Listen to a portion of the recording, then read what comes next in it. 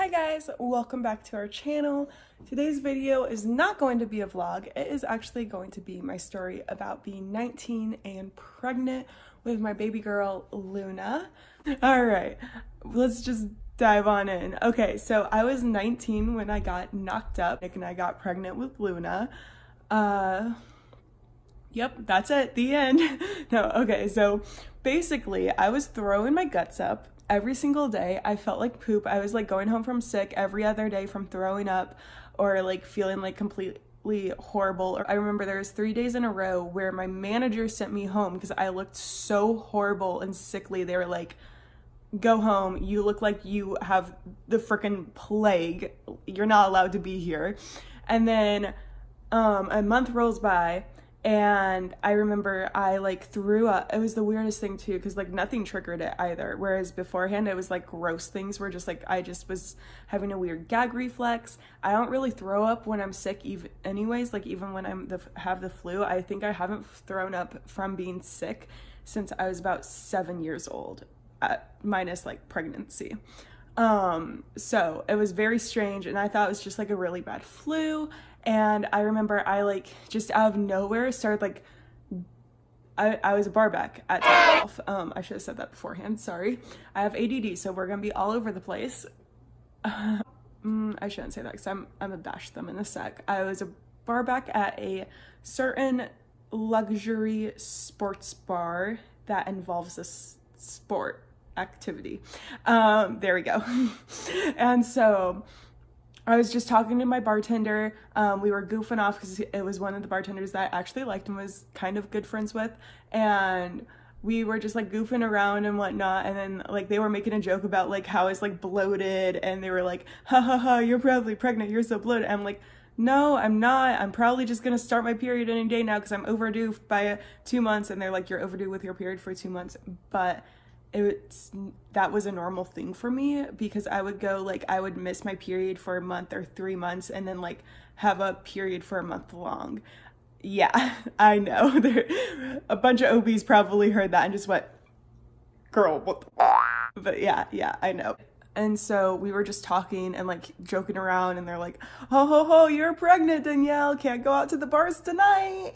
And like, because like DD, not like the bars, but like anyways, I'm like gagging in the middle of that, I have to rush my butt there. And then I run up to the manager on duty who actually was pregnant at the time. And I'm like, so question, I've been late for 2 months straight.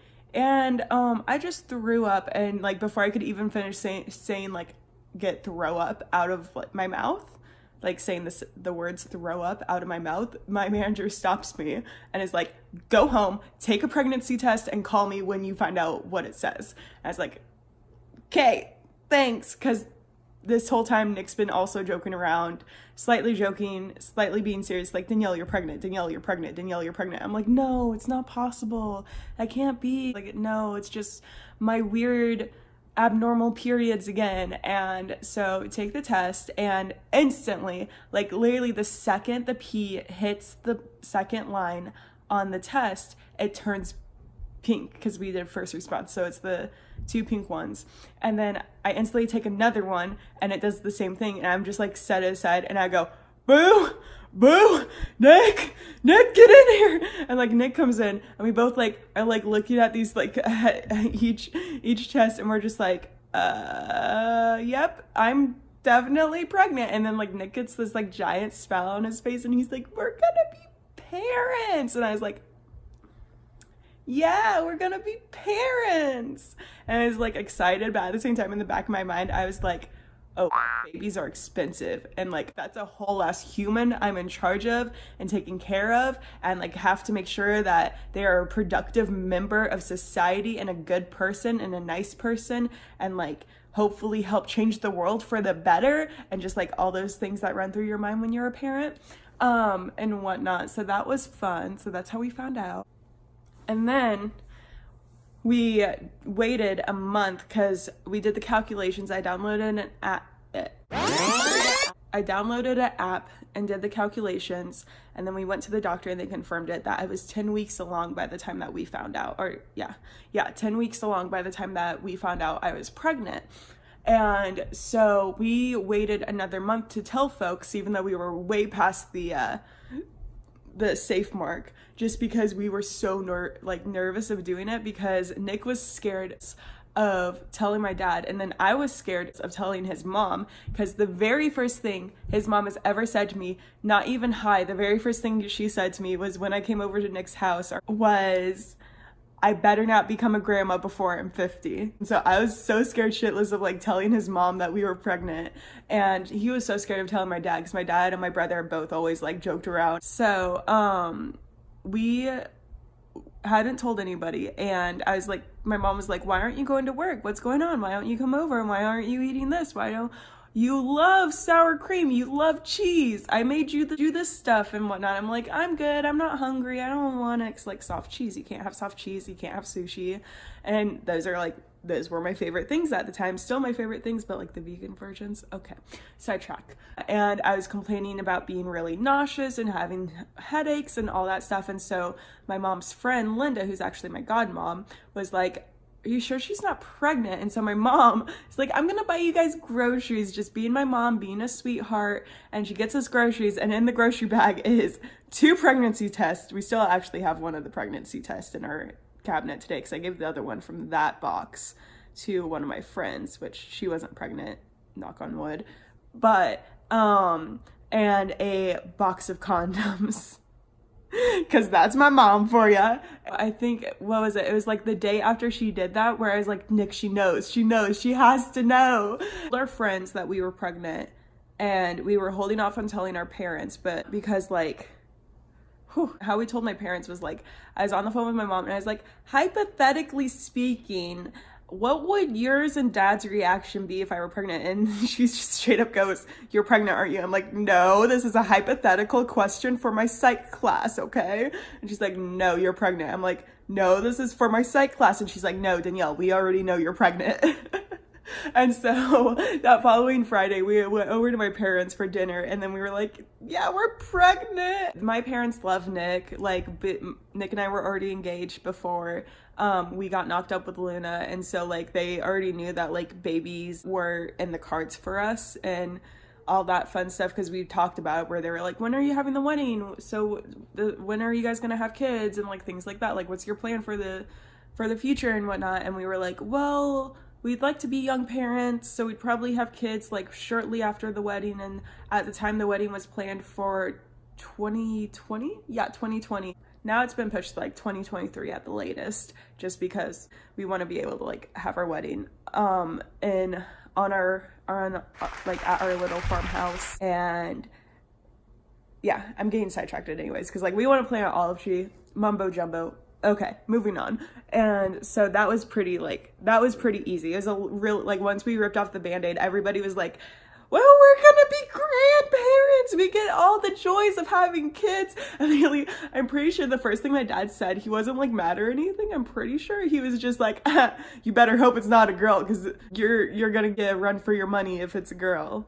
And I'm like, thanks, Dad, because I'm the only girl, so thanks, Dad. This might be choppy because my battery's at 10%, so bear with me. But I was hitting Nick's side with Nick's mom, and I was like, tell her already, because he's taking way too long. Like, normally, obviously, I'm the one that's very long-winded and, like, takes forever to say anything or talk about anything. And then, like, Nick is the, like, to the point, like, straight to the point, get it out there type of guy. And so I was, like, hitting his side the whole time. And so finally Nick was like, hey, when's your birthday? And before she could be like, oh, I'm turning 50 this year, I was like, we're pregnant. And then we had a good laugh. And she's like, I'm gonna be a grandma. Like, once the baby's in the picture, really, Nick's dad was, like, Nick's dad is the tough nut to crack. Basically just, like, making sure we were prepared for a baby and whatnot. And we did that over the phone, so that was a little bit less stressful, because it's not like face to face. Because if it got too heated, it'd just be like, boop, hang up the phone and be done with it. But yeah, it was really stressful and like nerve-wracking to tell everybody. But after it's like the Band-Aid's ripped off, like I said, it's a baby. It's a baby. Everybody's happy about a baby. For the most part, when you get pregnant, people are just like, oh my goodness, babies, especially once you graduate high school. And my brother love my brother, love you, RJ. I remember when we told him, he was like, I'm honestly surprised you guys haven't gotten pregnant sooner. I think also Nick's sister Becca told us that too. So that's how we told our parents, where it was like very like rushed and like prolonged, where we just like dragged it out. And then basically, as far as how my pregnancy was like week to week, I was throwing my guts up. And if I wasn't throwing my guts up, the nausea was so bad. The nausea was so bad that I wish I was throwing my guts up, even because like if I could keep the food down, then like hell yeah. Like if I had an appetite to eat, if I felt like I could keep the food down, then that was a great day, because I was able to actually get food in my belly and keep it in there. And then lots of backaches. I remember my second trimester was really good until my boobs started to get engorged, and then it was painful as fuck. And I didn't get scheduled for a whole entire week at the place that I was a bar back. Even though like we had already talked about it beforehand, and they were like, okay, we'll schedule you to bus, and like you can work your barback shifts on our downtime. So then people who are like working, like you can work like the lower level because it's not so busy. And then like people, you can have like some of the guys, like the busser guys or the food runners, help you switch out the kegs since they're 90 pounds and stuff like that. But then they were like, yeah, screw you. We're not scheduling you for a whole entire week. And then I had to bitch and moan to get put onto the busing shift. And then I kept on getting stuck with like stuff that would like make me throw up. And then I would get in trouble for throwing up because I was pregnant at work. So that was a fun blast. I would literally be applying for jobs while on the clock at my other job. And I got my new job selling very fancy, very great windows. I love the company. They were so sweet. They literally like, I got the Rockin' It Till I Popped It award, and like they got Luna and I presents for Christmas. Luna has like special personalized stuff from there. One of my favorite blankets for her, which is monogrammed with her whole entire name and her birthday, and this cute little moon design is from them. It is so cute. I loved it. And then third trimester, yeah, she's dead to me. So everything was going great, and then I got horrible mood swings where like I didn't know what would go on. I literally like couldn't like deal with anybody besides Nick, and even then it was a toss-up if I would be like able to deal with Nick. And so I just like had horrible mood swings where I just like was pissed off at everybody, pissed off at the world. And then I started to get like Luna like dropped down, and like I started to get stronger and stronger Braxton Hicks. It also didn't help that we were dealing with a lot too between our second trimester and the third trimester, where not necessarily with the baby, but just with like stuff in our life, where like we found out that we were going to move to Chicago. We found out that one of Nick's friends passed away in a drunk driving accident. And that was really difficult because he was the first person that we told that we were pregnant to. And Luna's original birthday was on his birthday. Her due date was originally his birthday. And so now her Uncle D is her guardian angel. It's just like that, along with the movie, keep like it was a lot. And then there's a lot on my mental well-being, just because I do suffer from body dysmorphia, and I have recovered / am still like recovering, because you're always still in recovery when you have an eating disorder from a few different types of eating disorders. And so I felt like it was 80 pounds, but Nick and I were actually talking about this last night, and we discovered that it was probably around 50 pounds that I put on. But still, it was like very, very hard on me, because I was like, yes, my baby's nice and healthy, and that's what matters, and that's like what was my motivation to keep myself eating and whatnot. And I was working out too, so like I was like eating healthy, eating right, working out, making sure I was eating more than enough. But the fact that I was like putting on all this weight was like stressing me out. And like every time I go to the doctor's checkup, stepping on that scale was like destroyed me every single time. So it was a lot of difficulties there, mainly just because of my mental and like external forces. But on October 20th, I called the doctor because I had to leave work early because I was like contracting and contracting and contracting. And I was like not like the guy that I was working with, because I was like training him how to work. His girlfriend, ex-girlfriend, baby mama, can't really remember what their relation was, but anyways, he had been through this before with his baby mama. We'll just call her that. And so he's like, I think you're in labor, Danielle. And I'm like, I'm not in labor. This is just a Braxton Hick. And it's just getting worse. And he's like, no, you're in labor. This is what my girl was like when she started going into labor, and she did it all natural too. And I'm like, are you sure? And he's like, okay, we're gonna time these, we're gonna count them. And so we timed them out, and so we called the doctor, and they're like, okay, how does it feel like what does it feel like and whatnot? I'm like I can talk through it. It kind of feels like I'm getting the wind knocked out of me, but I can talk through it. It's like really bad period cramps, but again, I can talk through it. And they're like, okay, well, if you can talk through it, then don't worry about coming in. If your water hasn't broken, don't worry about coming in, but congratulations, you are in early labor. So we were freaking out. We thought we were going to have a Halloween baby. We could have sworn Luna was going to be born on Halloween. My car broke down because my engine, the oil compartment of my engine busted then on the drive home, because Nick's manager wouldn't let him get off, since they were like, it sounds like she's in early labor, not actually in active labor yet, so don't worry about it, just like go home, rest, put your feet up. And I worked, by the way, all the way up until my due date, even after this, because boss has switched over here. And like had to replace the whole entire engine on that car, so that was fun. Like, I remember in the tow cart, why am I spacing on that word? I know this word. A tow truck. And the tow truck, the guy was like, oh yeah, I'll be careful of the bumps. I'm like, no, go over the bumps. I'm in early labor. Let's get this baby out of me. I want a Halloween baby. Go over the bumps. And we went the second time, like I said, they were mainly worried about like the fetal thing, because they weren't too sure if I broke my water.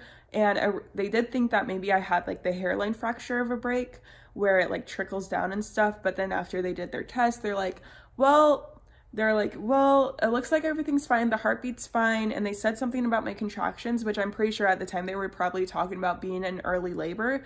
But all I heard was like, she said like, you're stuck at 1.5 centimeters dilated, so we can't put you on penicillin yet.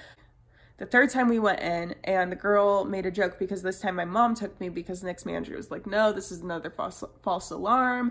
I'm not letting you go.